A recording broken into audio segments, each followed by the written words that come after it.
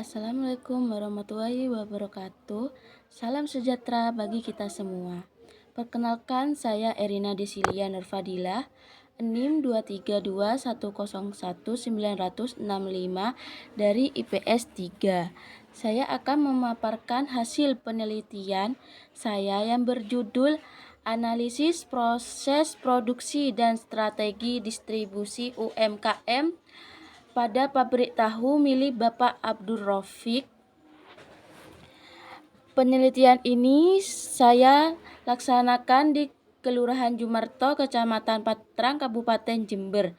Tempatnya di sebuah UMKM pabrik tahu milik keluarga Bapak Abdul Rafiq yang merupakan salah satu bentuk usaha mikro yang berkembang dan tetap bertahan di tengah persaingan produk dalam makanan berbasis kedelai. Jadi usaha ini sangat menarik karena dijalankan secara tradisional oleh keluarga sendiri. Namun dengan semangat inovatif, sederhana dan berbasis relasi sosial masyarakat lokal. Metodologi penelitian, pendekatan dan teknik pengumpulan datanya, yaitu penelitian ini menggunakan pendekatan kualitatif deskriptif.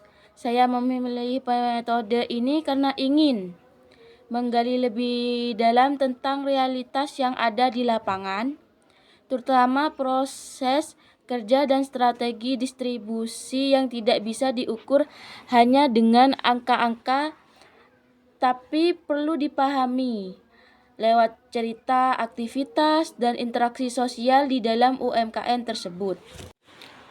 Untuk memperoleh data, saya melakukan satu observasi langsung selama 4 kali kunjungan.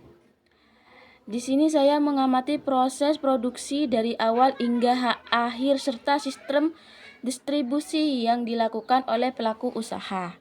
Yang kedua yaitu wawancara terstruktur dengan beberapa informasi, termaksud istri dari Bapak Abdul Rafiq sebagai pengelola, para pekerja, dan pelanggannya. Yang ketiga yaitu dokumentasi berupa foto-foto proses produksi, distribusi, serta arsip lainnya yang relevan. Waktu penelitiannya yaitu berlangsung dari bulan Mei hingga Juni 2025. Hasil penelitiannya yaitu proses produksi tahu.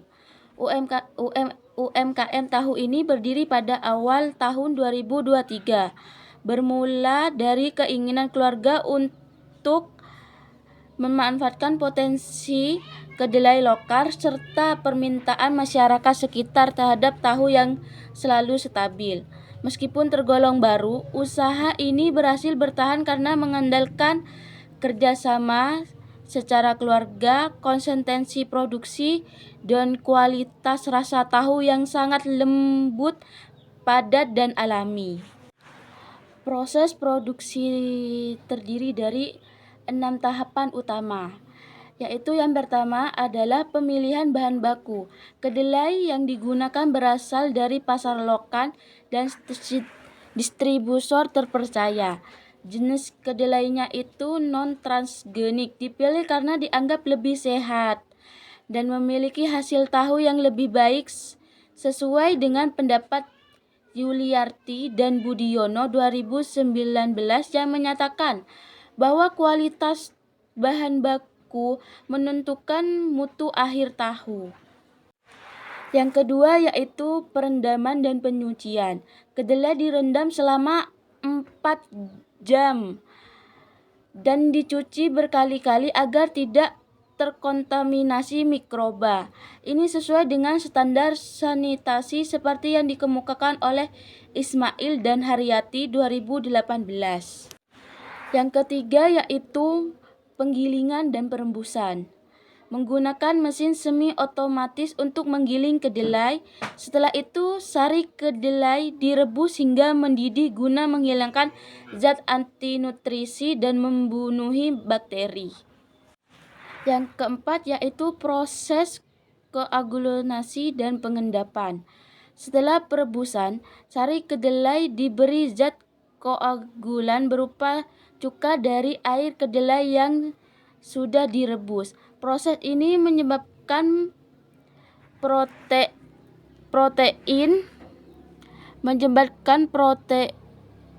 dalam suatu kedelai mengumpulkan dan membentuk endapan tahu. Penggunaan kedelai alami telah dibuktikan lebih aman dan menghasilkan rasa yang lebih netral dibandingkan keunggulan kimia. Yang kelima yaitu pencetakan dan pemotongan. Endapan dimasukkan ke cetakan, dipres, lalu dipotong sesuai ukuran standar. Hasilnya adalah tahu yang tidak mudah hancur dan tetap empuk saat digoreng. Yang terakhir yaitu pengemasan. Tahu dikemas dengan plastik berisi bahan berupa menggunakan besek bambu sebagai bentuk kepedulian lingkungan. Ini menjadi nilai tambah yang penting di era grand marketing, seperti dijelaskan oleh Rahmadin dan Harapan 2023. Selain itu, limbah produk seperti ampas tahu tidak dibuang, tetapi dijual ke peternak sebagai pakan ternak.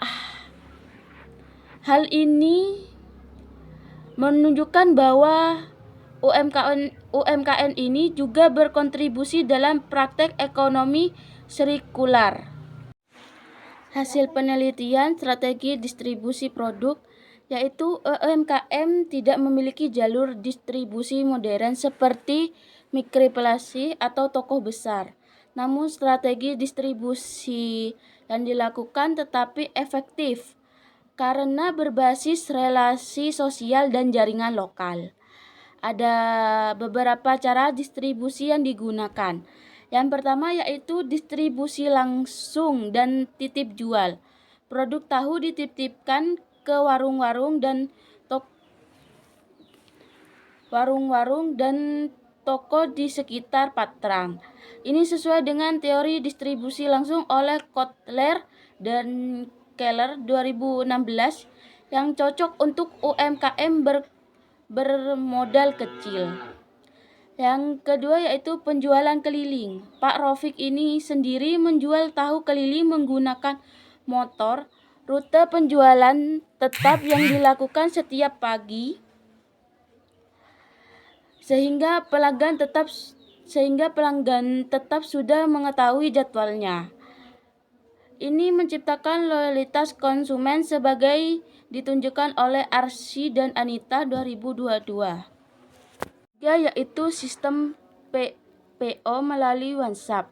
Mulai ada adaptasi digital sederhana, yaitu menerima pesanan, mulai pesanan singkat. Sistem PO seperti ini mulai banyak diterapkan UMKM pasca pandemi dan disebutkan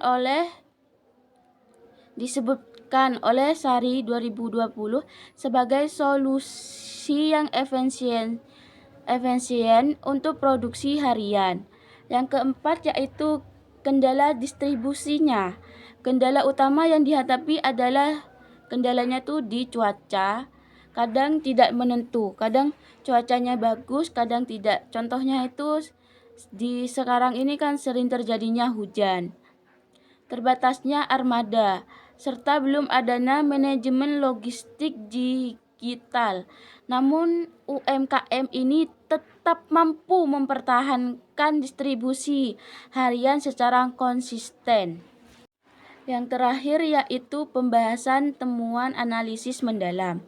Berdasarkan temuan di lapangan dan teori yang saya gunakan, terdapat 2 poin penting. Yang pertama yaitu tradisi lokal dan efisiensi proses produksi yang dilakukan masih sangat mengandalkan pengalaman dan keahlian keluarga. Meski belum modern, tapi sangat efisiensi karena melibatkan tenaga internal dan alat sederhana. Proses produksi dilakukan tanpa bahan kimia yang menjamin keamanan dan mutu produksinya. Yang kedua yaitu hubungan sosial sebagai strategi distribusinya. Dalam hal distribusi, kekuatan UMKM ini adalah relasi sosial. Tanpa iklan, tanpa platform digital besar, tapi mampu bertahan dan berkembang. Karena kedekatan dengan pelanggan serta kepercayaan yang dibangun dari waktu ke waktu.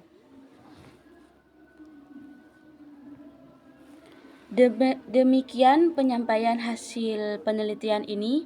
Saya berharap penelitian ini bisa menjadi inspirasi bagi pelaku UMKM lainnya, serta menjadi bahan pertimbangan bagi pihak-pihak terkait dalam mengembangkan sektor ekonomi mikro di tingkat lokal. Sekian dari saya. Wassalamualaikum warahmatullahi wabarakatuh.